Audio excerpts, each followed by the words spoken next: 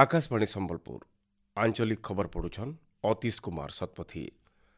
जुहार पहला मुख्य खबर संसदर मौसुमी अधिवेशन आबा कालू हेबा मूल जेपी नड्डांकर अध्यक्षताती आज होइछे सर्वदलीय बैठक। राज्य 80,000 कोटी अधिका टंकार रेल प्रकल्प काम चलीचे कहले रेल राष्ट्रमंत्री। उन्नत चिकित्सा लगी दिल्ली एम्स के स्थानांतरित हेले बलंगा पीड़िता और राज्यर सहरांचल स्थानीय संस्था मानके विचाराधीन अभियोग मानकर समाधान लगी मूल हेला खास अभियान।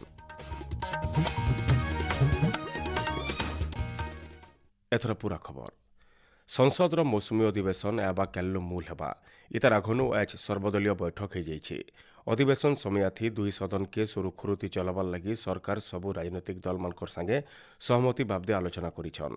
केन्द्रमंत्री जेपी नड्डांकर अध्यक्षताती हेतिबार बैठकती भिन्न भिन्न राजनैतिक दलर नेतृत्व वृंद जोग देइथिले। बैठकती संसदीय व्यापार मंत्री किरण रिजिजू, संसदीय व्यापार राष्ट्रमंत्री अर्जुन राम मेघवाल और डॉक्टर एल मुरुगन उपस्थित थिले। संसदर मौसुमी अधिवेशन आबा कालू मुहलिकरी अगस्ट 21 तारिख तक चलबा। यह अधिवेशन समयाथी दुई ग्रहण 21 लेखा कार्य दिवस रही। सूचना अनुसार मौसुमी अधिवेशन समयाथी जनविश्वास विधेयक, जातीय क्रीड़ा प्रशासन विधेयक और अलगा केतेरा जरूरी विधेयक उपस्थापन होबार संभावना रही।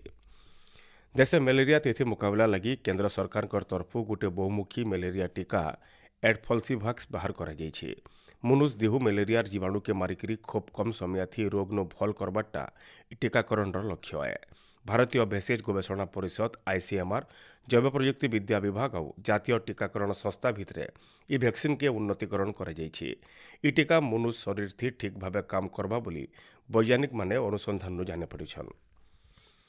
पुरी विश्वस्तरीय रेल स्टेशन आबा बछर जनवरी मासे लोकार्पित हवा बोली केंद्र रेल राष्ट्रमंत्री भी सोमन्ना कहिछन। पुरी रेल स्टेशन तिथि समीक्षा करबार अवसर गणमाध्यम के सूचना देकरी रेल राष्ट्रमंत्री ओडिशा न 59टा स्टेशन के 2379 कोटी टंकार खर्चाती पुनर्विकास करा जाउछे और पाखापाखि 80,000 कोटी अधिका टंकार रेल प्रकल्प चालुचे बोली कहिछन। से कहिछन संबलपुर, भुवनेश्वर, कटक और बालेश्वर नभिल विश्वस्तरीय रेल स्टेशन काम खूब जल्दी पूरा हेबा।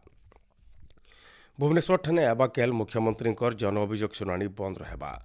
एबा शुणाणी तारीख गणमाध्यम जरिए लोक जन दिया बोली साधारण प्रशासन और साधारण अभियोग विभाग तरफु सूचना दी जाइए। जातीय मानवाधिकार आयोग आबा कालनु दुईदिनिया मानवाधिकार उल्लंघन बाबद मामला मानकर शुणाणी करबे। इथिलागि भुवनेश्वर शिविर आयोजन करा जाउछे। जातीय मानवाधिकार आयोग अध्यक्ष न्यायमूर्ति जस्टिस भी राम सुब्रमण्यम और अलगा सदस्य माने राज्य अतिथि भवन न सकाल 10 बजे मामला मानकर शुणाणी करबे।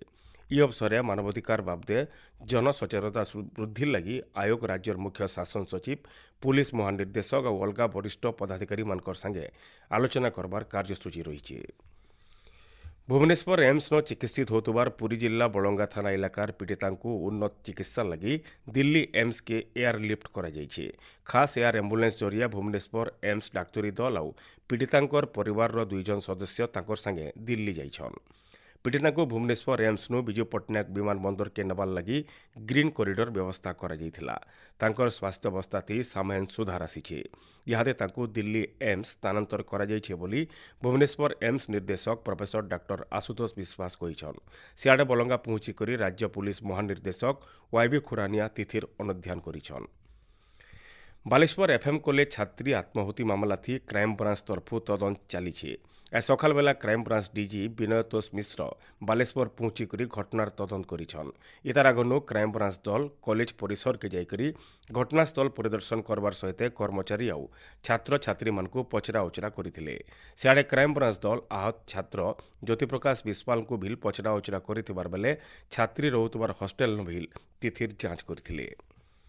आपण माने खबर सुनुछन आकाशवाणी संबलपुर केन्द्र नो।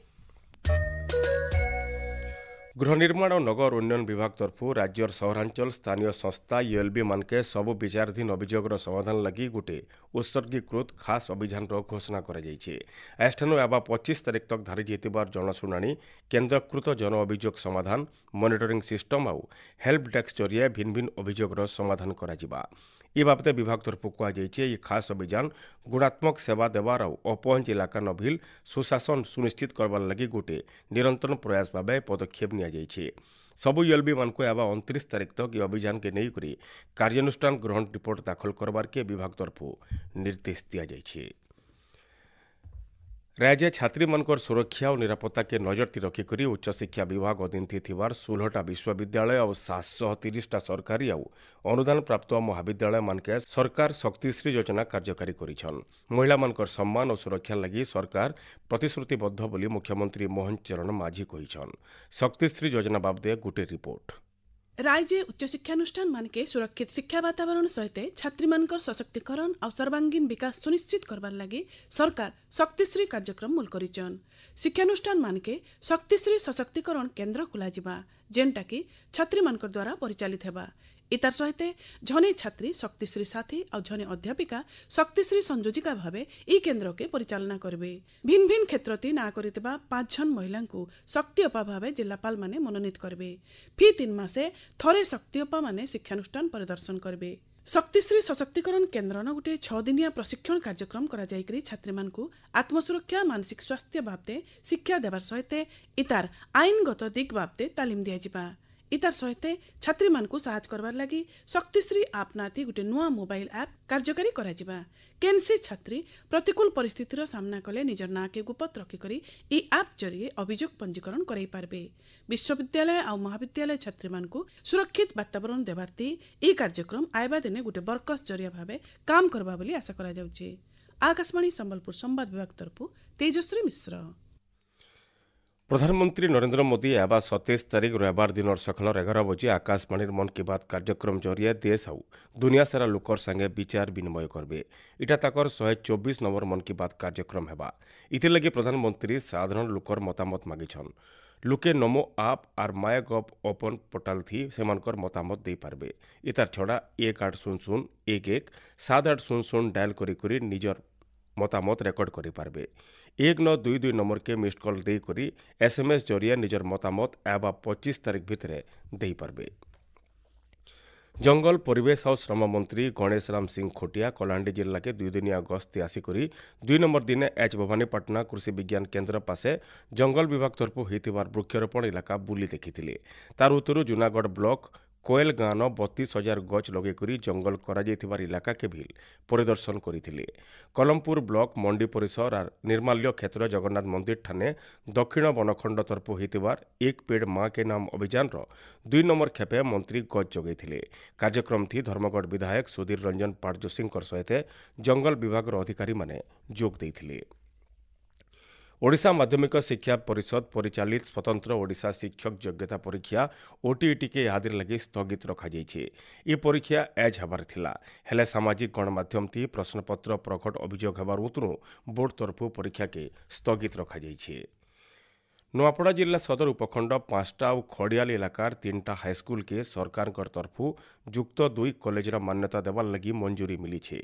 इथिर लगी लोकर तरफु बहुत दिनों दाबी हेउथला। बौद्ध जिलापाल सुब्रत कुमार पंडांकर अध्यक्षता थी तांकर कार्यालय सम्मेलन कक्ष ठाने जिला सड़क सुरक्षा समीक्षा बैठक हो जाइछे।